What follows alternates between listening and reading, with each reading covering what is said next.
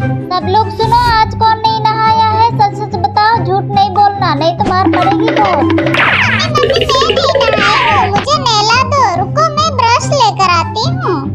पिंकी रहने दो, मैं ले लूंगी, तुम जाकर बैठो। Okay mummy. तुमको जल्दी नहला के सबको खाना खिलाऊंगी। ओहो मम्मी क्या कर रहे हो? जल्दी करो ना, मुझे बहुत ठंड लग रही है। अरे बस बस हो गया। पिंकी नहा के रेडी हो गई। अब चलो आ जाओ सब लोग खाना खाने के लिए। वाह